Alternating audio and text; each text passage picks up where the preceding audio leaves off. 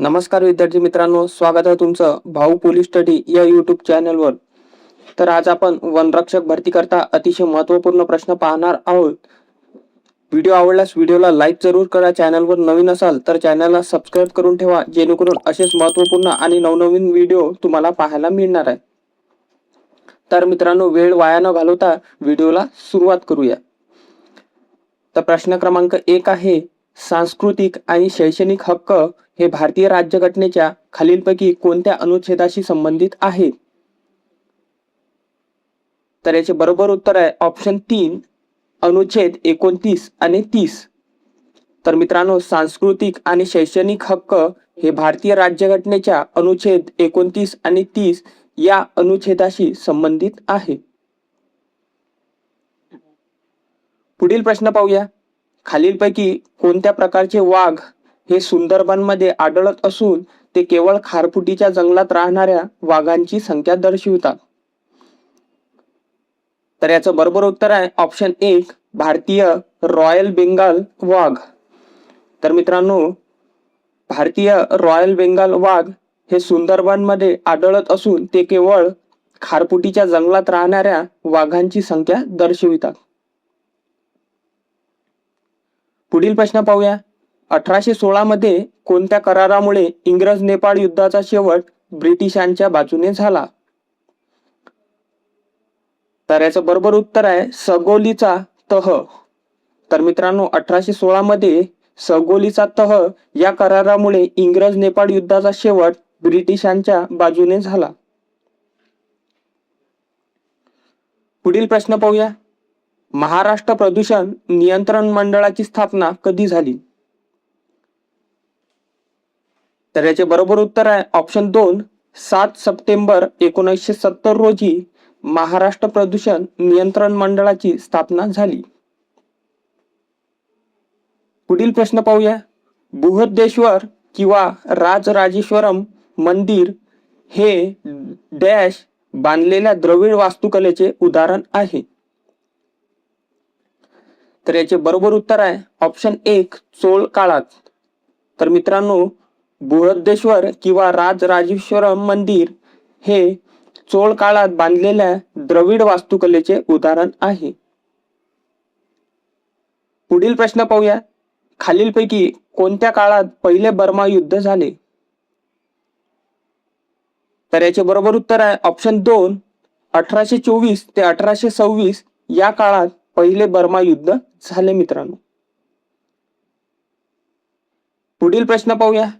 1840 मध्ये मुंबईत मूर्तिपूजा आणि जाती व्यवस्थेशी लढा देण्याच्या उद्देशाने खालीलपैकी कोणत्या धार्मिक सुधारणेला सुरुवात झाली?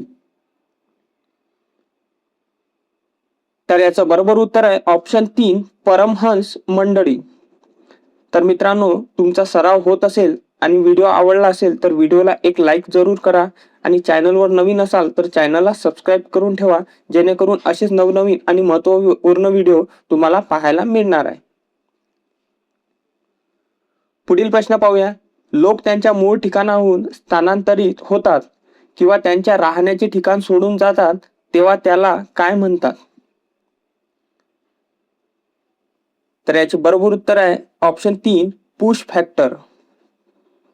तर मित्रांनो, लोक त्याच्या मूळ ठिकाणाहून स्थानांतरित होतात किंवा त्यांच्या राहण्याचे ठिकाण सोडून जातात तेव्हा त्याला पुश फॅक्टर असे म्हणतात।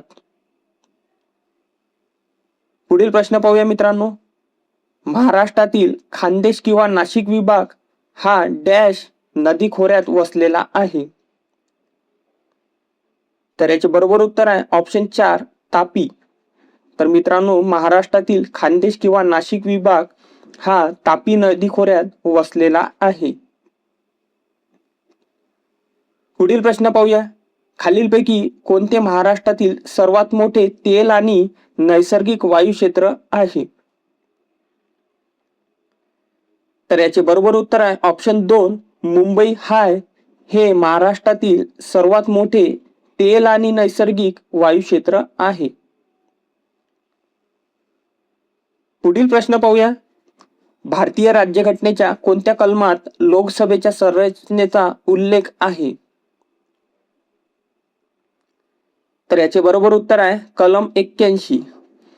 तर मित्रांनो, भारतीय राज्यघटनेच्या कलम 81 या कलमात लोकसभेच्या संरचनेचा उल्लेख आहे. पुढील प्रश्न पाहूया. सत्यशोधक समाज या संस्थेची स्थापना कोणी केली? तर याचे बरोबर उत्तर आहे ऑप्शन 3 महात्मा ज्योतिराव फुले यांनी सत्यशोधक समाज या संस्थेची स्थापना केली. पुढील प्रश्न पाहूया. खालीलपैकी कोणती नदी महाराष्ट्रातून वाहत नाही? तर याचे बरोबर उत्तर आहे ऑप्शन 4 कावेरी. तर मित्रांनो, कावेरी ही नदी महाराष्ट्रातून वाहत नाही. पुढील प्रश्न पाहूया. 1905 मध्ये बंगालची फाळणी कोणत्या व्हाईसरॉयने केली? तर याचे बरोबर उत्तर आहे ऑप्शन 3 लॉर्ड कर्झन याने 1905 मध्ये बंगालची फाळणी केली. पुढील प्रश्न पाहूया. भारताचे मँचेस्टर असे कोणत्या शहराला म्हटले जाते? तर याचे बरोबर उत्तर आहे ऑप्शन 1 अहमदाबाद. तर मित्रांनो, भारताचे मँचेस्टर हे अहमदाबाद या शहराला म्हटले जाते. तर मित्रांनो, तुमच्यासाठी एक प्रश्न आहे. महाराष्ट्राचे मँचेस्टर असे कोणत्या शहराला म्हटले जाते? या प्रश्नाचे उत्तर तुम्हाला कमेंट बॉक्समध्ये द्यायचे आहे. पुढील प्रश्न पाहूया. राज्यसभेचे पदसिद्ध अध्यक्ष कोण असतात? तर याचे बरोबर उत्तर आहे ऑप्शन 2 उपराष्ट्रपती. तर मित्रांनो, राज्यसभेचे पदसिद्ध अध्यक्ष हे उपराष्ट्रपती असतात. पुढील प्रश्न पाहूया. क्षेत्रफळाच्या दृष्टीने महाराष्ट्रातील सर्वात मोठा जिल्हा कोणता आहे? तर याचे बरोबर उत्तर आहे ऑप्शन 3 अहमदनगर. तर मित्रांनो, क्षेत्रफळाच्या दृष्टीने महाराष्ट्रातील सर्वात मोठा जिल्हा हा अहमदनगर जिल्हा आहे आणि त्याचे नवीन नाव हे अहिल्यानगर आहे. मित्रांनो, लक्षात असू द्या. पुढील प्रश्न पाहूया. महाबळेश्वर हे थंड हवेचे ठिकाण कोणत्या जिल्ह्यात आहे? तर याचं बरोबर उत्तर आहे ऑप्शन 4 सातारा. तर मित्रांनो, महाबळेश्वर हे थंड हवेचे ठिकाण सातारा या जिल्ह्यामध्ये आहे. पुढील प्रश्न पाहूया. आझाद हिंद सेनेची स्थापना कोणी केली?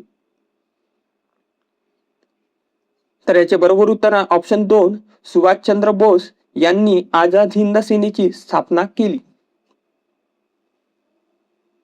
शेवटचा प्रश्न पाहूया मित्रांनो. अंधेरी हे ठिकाण कोणत्या शहराचा भाग आहे? तर याचे बरोबर उत्तर आहे ऑप्शन 3 मुंबई. तर मित्रांनो, अंधेरी हे ठिकाण मुंबई या शहराचा भाग आहे. तर मित्रांनो, हे होते वनरक्षक भरती करता अतिशय महत्त्वपूर्ण प्रश्न. व्हिडिओ आवडला असेल, व्हिडिओला लाईक जरूर करा. चॅनलवर नवीन असाल तर चॅनलला सबस्क्राईब करून ठेवा, जेणेकरून असेच नवनवीन आणि महत्त्वपूर्ण व्हिडिओ तुम्हाला पाहायला मिळणार आहे. धन्यवाद. भेटूया पुढच्या व्हिडिओमध्ये.